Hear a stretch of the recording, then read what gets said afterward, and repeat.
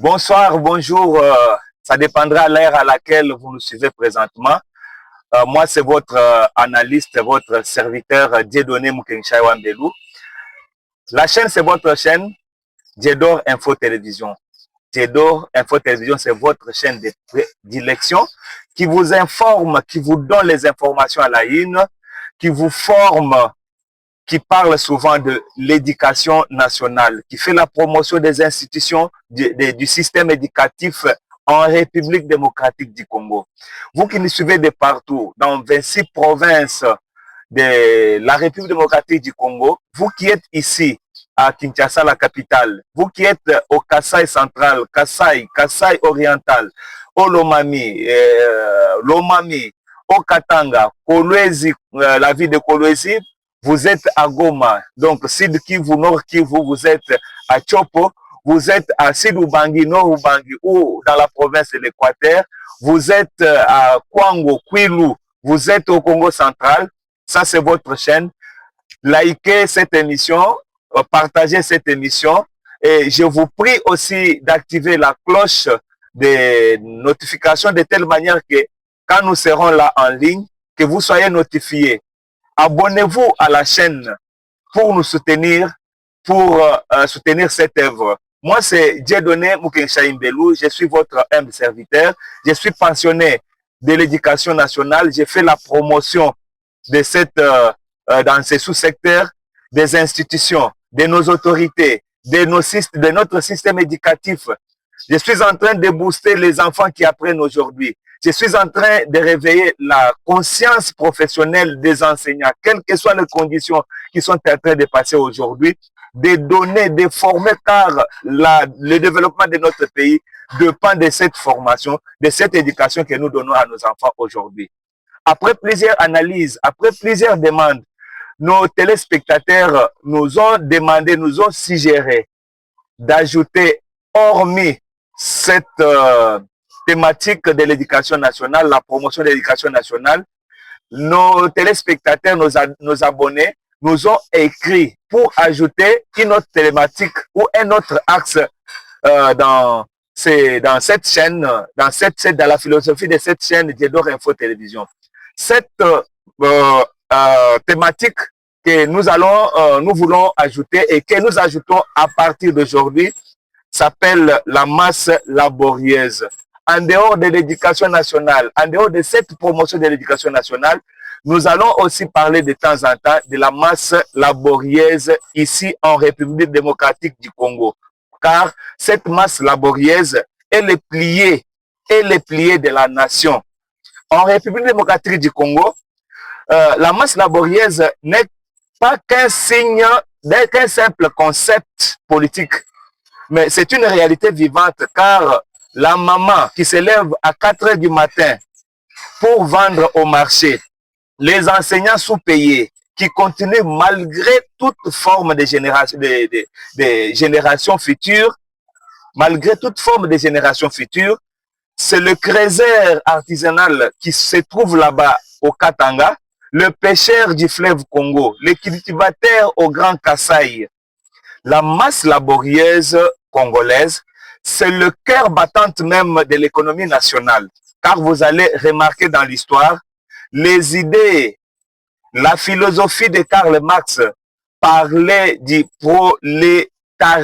prolétariat comme force motrice du changement social. Mais dans notre pays, la République démocratique du Congo, cette masse laborieuse ne cherche pas seulement la révolution, elle cherche la dignité, elle cherche la stabilité et elle cherche aussi la reconnaissance. Ici, à Kinshasa, à Lubumbashi, à Goma, dans chaque province, ce sont les travailleurs originaires qui font tenir le pays debout, malgré les crises économiques, les défis sécuritaires et les difficultés sociales. Vous trouverez bien que ce sont les travailleurs ordinaires qui tiennent notre pays debout. Mais une petite réflexion, faites une petite réflexion. La vraie richesse de notre pays, la République démocratique du Congo, ne se trouve pas seulement dans son cobalt, dans son coltan, dans son or, mais elle réside aussi dans les sueurs de sa masse laborieuse. Car un pays ne se construit pas seulement par des discours philosophiques, par des discours politiques, mais par l'effort quotidien, de ceux qui travaillent dans l'ombre. Honneur à la masse laborieuse congolaise. Vous êtes des bâtisseurs invisibles de notre avenir. Votre pays n'est pas vain. Votre travail n'est pas vain. Chaque effort que vous fournissez est une pierre posée dans l'édifice de notre nation.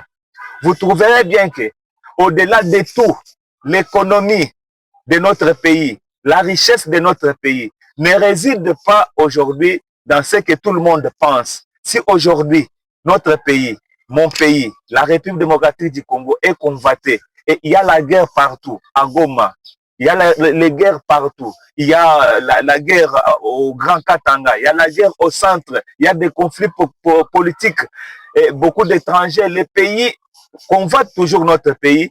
Les pays voisins, les pays étrangers, les occidentaux convoitent toujours notre pays, c'est parce que notre pays est ce qu'on appelle scandale géographique. On trouve tout. C'est cette richesse aujourd'hui qui nous pose beaucoup de problèmes. C'est cette richesse aujourd'hui qui est la source de notre malheur. Or, Dieu n'était pas fou de nous donner ces richesses. Il faudrait que nous prenions vraiment cette conscience nationaliste, cette conscience patriotique pour mettre en valeur toutes les richesses que Dieu nous a léguées, les richesses naturelles, sous-sol, les richesses en ressources humaines, les mettre en valeur pour développer notre pays et garantir le développement futur, le développement durable de notre pays. Mais ce que nous devons retenir aujourd'hui, Dieu donne Info Télévision, éveille la conscience de tout patriotique, tout patriote congolais, tout enfant congolais, né du père et de la mère congolais, de prendre la conscience que la richesse de notre pays ne réside pas seulement dans ce que nous avons comme ressources naturelles, mais elle réside aussi dans ce qu'on appelle la masse laborieuse. Notre pays est parmi les pays les plus denses, les pays les plus peuplés d'Afrique. Rien qu'avec notre population, notre masse, si seulement nous mettons en valeur cette masse laborieuse, nous avons parlé de tous les travaux que les dignes fils de notre pays sont en train de faire. Je peux parler des mamans qui se réveillent à 4 heures pour aller vendre des pains, pour aller vendre au marché, les cultivateurs au village qui cultivent pour survenir à leurs besoins et nourrir les centres, les villes qui sont beaucoup concentrées en population. Si vous voyez les jeunes hommes, les tchailleurs, chaque fois qu'ils montent, les vendeurs de l'eau, les cultivateurs, les pêcheurs, les tailleurs, les cordonniers, si vous voyez toute cette masse salariale, toute cette masse laborieuse, si on la mettait en pratique, notre pays sera développé d'une manière ou d'une autre, plus peut-être que ce que nous avons comme ce que nous espérons aujourd'hui comme minerais, ce que nous espérons aujourd'hui comme ressources naturelles. Mais cette masse laborieuse n'a pas seulement besoin, non, elle a besoin, cette masse laborieuse a seulement besoin d'avoir sa dignité, d'être considérée. La masse laborieuse cherche la considération, la dignité. Hein? Cherche la considération et la dignité. C'est pourquoi, vous qui êtes dans la formation professionnelle, vous qui êtes au sein du ministère de la formation professionnelle, le gouvernement a un bon projet pour susciter la formation professionnelle. Actuellement, on a beaucoup de diplômés, on a des licenciés, on a des docteurs. Mais qu'est-ce que ces docteurs, qu'est-ce que ces professeurs d'université, qu'est-ce que ces chercheurs scientifiques qu'est-ce que ces étudiants, qu'est-ce que ces diplômés d'État contribuent, font? Ils ont les papiers et la tête est vide. Aujourd'hui, notre pays forme les diplômés, les licenciés. Les pays ne forment pas les entrepreneurs. Pourquoi? Tout ce qu'on peut faire, c'est du travail. C'est du travail. Et nous lançons un cri d'alarme, un cri d'alerte au gouvernement congolais de mettre du sérieux dans cette masse laborieuse en République démocratique du Congo. Vous trouverez que notre pays sera indépendant plutôt sur le plan économique. Parce que comment ça fait-il que nous avons le fleuve Congo? Comment ça fait-il que nous sommes attachés à l'océan? Comment ça fait-il que nous avons la terre, les terres, qu'est-ce que je peux dire, de bonnes terres pour l'agriculture? Comment ça fait-il que nous avons la forêt équatoriale, la forêt dense, et la population meurt de faim? C'est un paradoxe. C'est un paradoxe. Je demande au gouvernement, je demande aux autorités politico-administratives de mettre du sérieux et de prendre aussi certains projets, car les fils, les enfants congolais, les jeunes congolais, et de mettre en pratique l'économie, la richesse, l'argent, la finance, qu'a notre pays aujourd'hui. Des paisibles contribuables, des paisibles citoyens, peut être mise en marche pour que cette masse laborieuse en République démocratique du Congo puisse contribuer d'une manière ou d'une autre au développement de notre pays. En tout cas, dès aujourd'hui, à partir de cette émission, en dehors de ce que nous allons présenter comme émission,